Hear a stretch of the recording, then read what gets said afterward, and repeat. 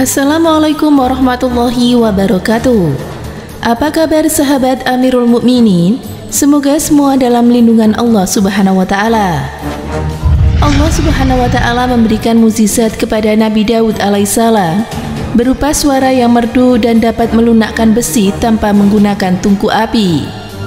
Saking bagusnya suara Nabi Daud, setan pun membuat seruling dengan menjiplak nada suara yang dikeluarkan oleh Nabi Daud alaihissalam. Ibnu Katsir saat menafsirkan Al-Quran surat Saba ayat 10-11 mengutip Wahab Ibnu Munabi mengatakan, sesungguhnya Allah telah memberi sesuatu kepada Nabi Daud yang belum pernah dia berikan kepada orang lain, yaitu berupa suara yang bagus. Disebutkan bahwa sesungguhnya apabila Nabi Daud membaca kitab Zabur, maka semua hewan liar berkumpul kepadanya, sehingga Nabi Daud dapat memegang lehernya, sedangkan hewan liar itu tidak lari darinya atau jinak. Menurut Wahab Ibnu Munabi, tidaklah setan membuat seluring dan alat musik tiup lainnya, melainkan berdasarkan nada suara yang dikeluarkan oleh Nabi Daud alaihissalam.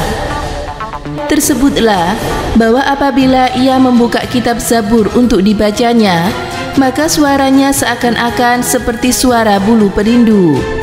Disebutkan bahwa Nabi Daud telah dianugerahi 70 suara bulu perindu di tenggorokannya. Mukjizat Nabi Daud. Allah Subhanahu wa taala berfirman yang artinya, dan sesungguhnya telah kami berikan kepada Daud karunia dari kami.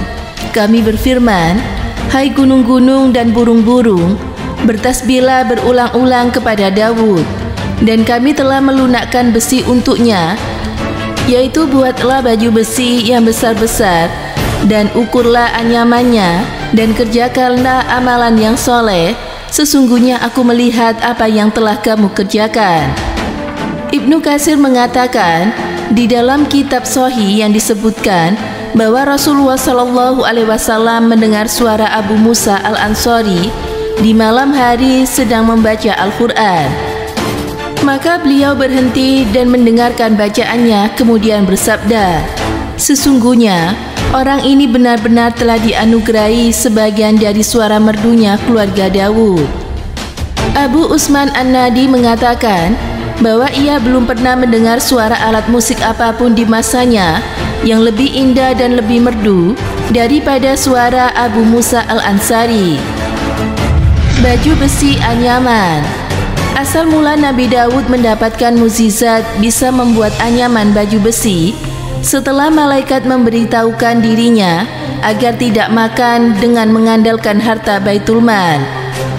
Al-Hafidh Ibnu Akasi mengatakan dalam biografi Nabi Daud melalui jalur Ishaq Ibnu Bisri yang di dalamnya terdapat kisah dari Abu Yas dari Wahab Ibnu Munabi yang disimpulkan sebagai berikut.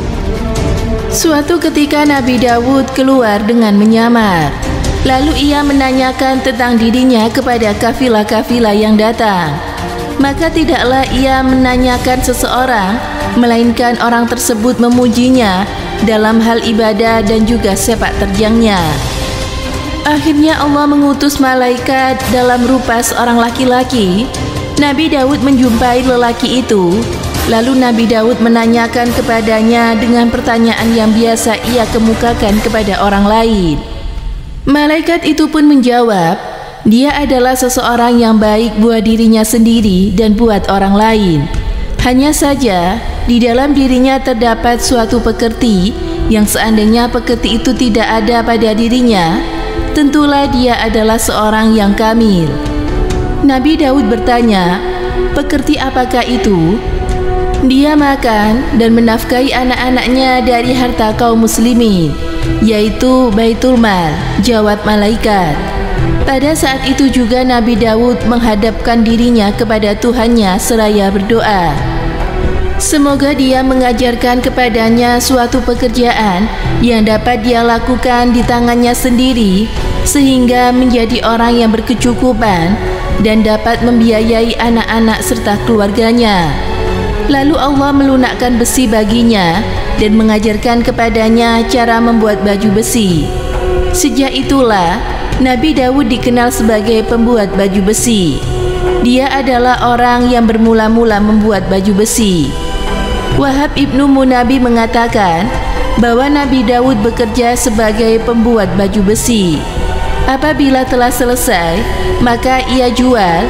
Sepertiga dari hasil penjualan itu dia sedekahkan, sepertiga lagi ia berikan untuk keperluan hidup untuk mencukupi keluarga dan anak-anaknya.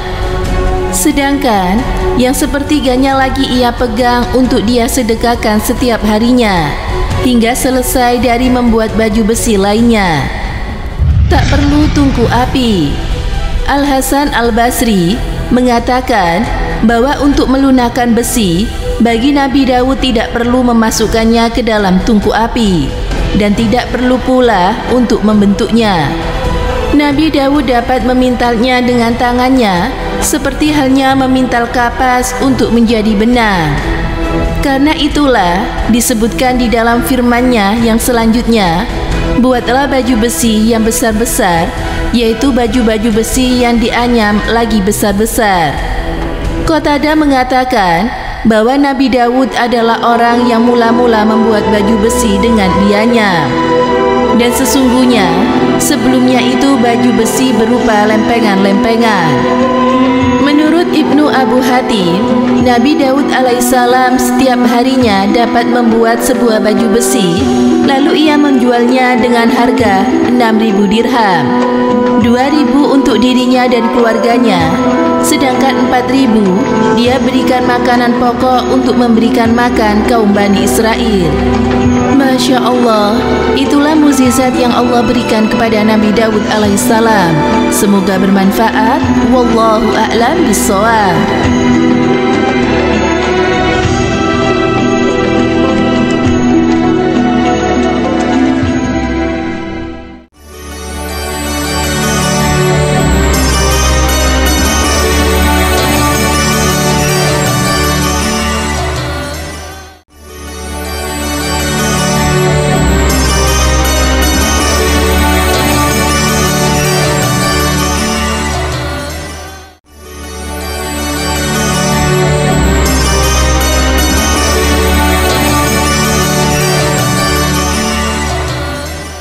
Assalamualaikum warahmatullahi wabarakatuh. Nabi Daud adalah salah satu nabi dari 25 nabi yang kita ketahui.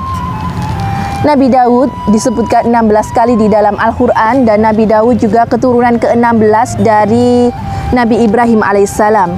Nabi Daud diangkat menjadi raja ketika berhasil mengalahkan Jalut. Di dalam hadis disebutkan bahwa ibadah yang paling disukai Allah adalah ibadah dari Nabi Daud alaihissalam, dan puasa yang paling disukai Allah adalah puasa Nabi Daud alaihissalam, yakni puasanya berselang-seling. Berarti hari ini puasa, besok tidak, lusa puasa, lusanya lagi tidak. Dan bukan hanya itu, Nabi Daud juga diberikan mukjizat oleh Allah. Salah satunya adalah memiliki suara yang sangat merdu. Bukan hanya satu mukjizat, tapi ada beberapa mukjizat lain. Contohnya adalah Nabi Daud bisa memahami bahasa burung. Lalu kitab Zabur juga diturunkan kepada Nabi Daud alaihissalam. Lalu Nabi Daud juga mahir dalam membuat besi perang. Dan Nabi Daud juga mampu melunakkan besi dan tembaga hanya dengan tangan kosong. Selain itu, Nabi Daud juga memiliki kerajaan yang sangat megah dan mewah, yang kelaknya akan diberikan kepada putranya, yakni Nabi Sulaiman alaihissalam. Semoga bermanfaat. Wassalamualaikum warahmatullahi wabarakatuh.